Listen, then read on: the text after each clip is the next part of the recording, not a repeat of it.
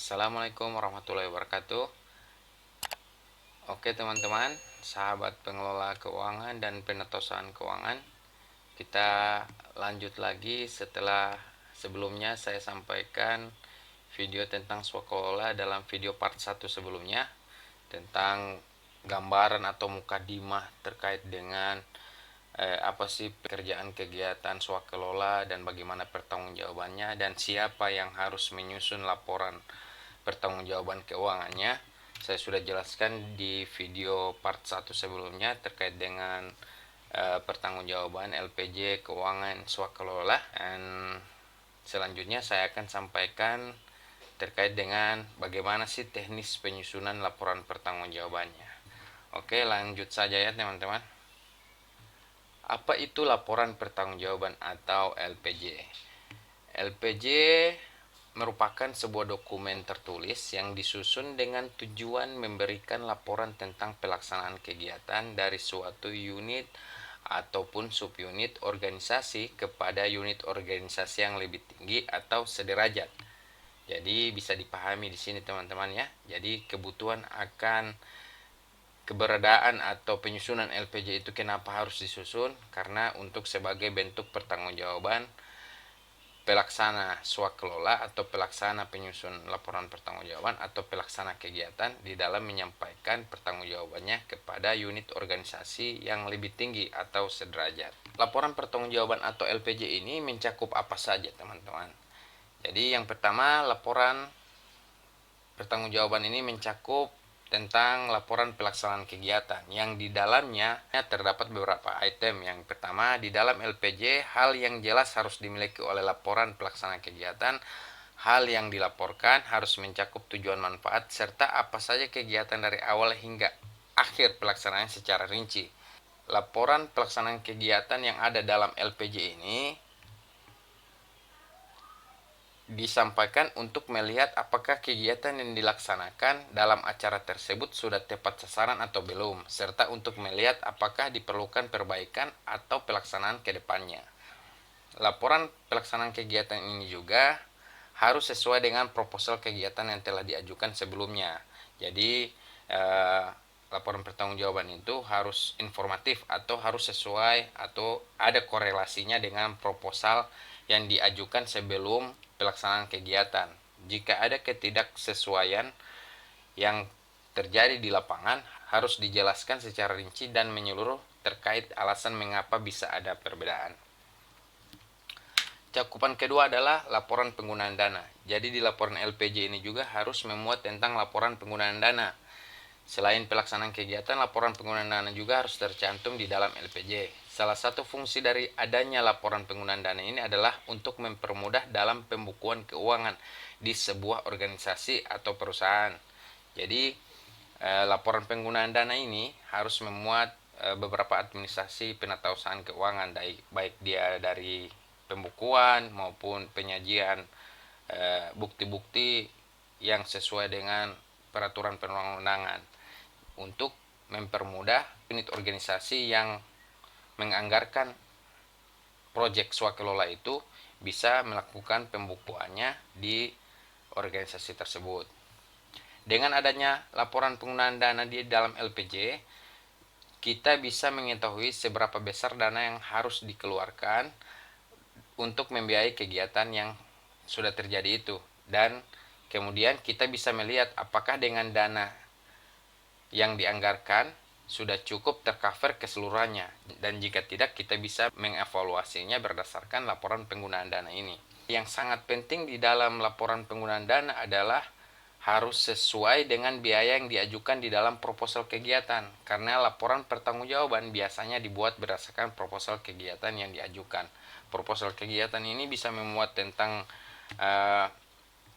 maksud dan tujuan pelaksanaan kegiatan dan juga rincian anggaran biaya pelaksanaan kegiatan. Fungsi dan tujuan penyusunan laporan pertanggungjawaban. Fungsi pertama, fungsi penyusunan LPJ adalah selain berfungsi sebagai bukti pelaporan bahwa sebuah kegiatan telah berhasil diselenggarakan, laporan pertanggungjawaban juga berguna sebagai bahan evaluasi terhadap seluruh proses pelaksanaan kegiatan. serta hasil-hasil yang dapat dicapai dari kegiatan yang sudah dilaksanakan. Kemudian fungsi penyusunan LPJ juga dapat dijadikan bahan pertimbangan demi perbaikan-perbaikan dan peningkatan kualitas pelaksanaan kegiatan di masa yang akan datang. Tujuan penyusunan LPJ berguna sebagai alat pengukur kemampuan seluruh tim pelaksana dan mempertanggungjawabkan hasil kerja.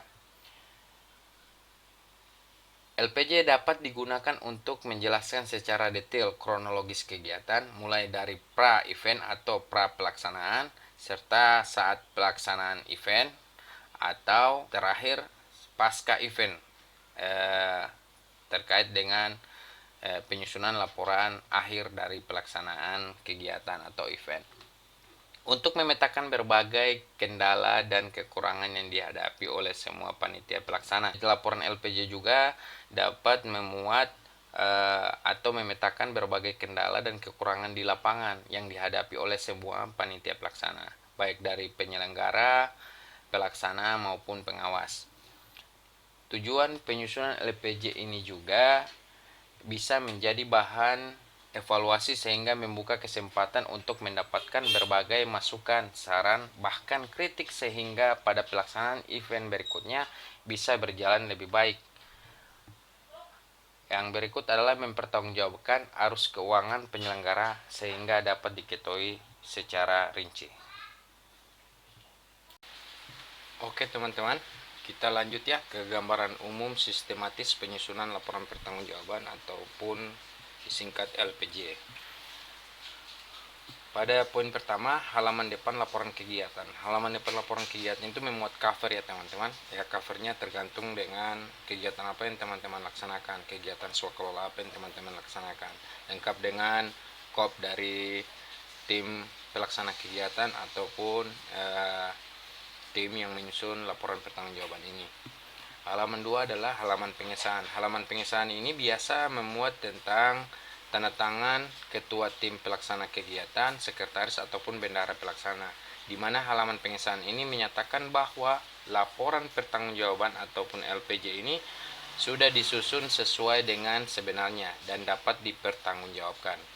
Yang ketiga adalah pengantar. Pada bagian pengantar biasanya berisi ucapan terima kasih kepada pihak-pihak yang terkait secara langsung atau terlibat dalam pelaksanaan kegiatan, serta di dalam poin pengantar ini juga penyusun bisa menerima kritik dan saran yang konstruktif untuk pengembangan atau untuk evaluasi ke depan terhadap kegiatan swakelola ini. Yang keempat adalah poin pendahuluan. Pada poin pendahuluan ini berisi tentang uraian ringkas dari latar belakang, dasar pemikiran, tujuan, sasaran, dan target, serta hasil dari kegiatan yang telah dilaksanakan. Poin kelima adalah pelaksanaan kegiatan. Pada bagian ini dijelaskan proses pelaksanaan kegiatan mulai dari tahapan persiapan hingga pelaksanaan serta hasil kegiatan berdasarkan ketercapaian tujuan, sasaran, dan target yang telah ditetapkan. Jadi ingat ya teman-teman, ini poin yang sangat penting dari penyusunan laporan pertanggungjawaban ataupun LPJ. Penyusun LPJ juga harus ingat bahwa di dalamnya harus menjelaskan indikator keberhasilan ya teman-teman. Pada bagian ini juga disebutkan faktor-faktor pendukung atau faktor-faktor penghambat. Jadi teman-teman jangan lupa di poin pelaksanaan kegiatan ini di dalam laporan pertanggungjawaban ataupun LPJ harus memuat semua penjelasan tentang tahap persiapan, tahap pelaksanaan, hasil capaian maupun faktor-faktor pendukung dan penghambat pelaksanaan kegiatan. Yang keenam adalah penutup. Pada bagian ini disebutkan beberapa usul dan saran mungkin untuk rekomendasi ke depan, perbaikan ataupun peningkatan kualitas kegiatan swakelola pada masa yang akan datang. Poin ketujuh yang tidak kalah penting dan merupakan bagian tidak terpisahkan dari laporan pertanggungjawaban ini atau LPJ ini, yaitu lampiran-lampiran.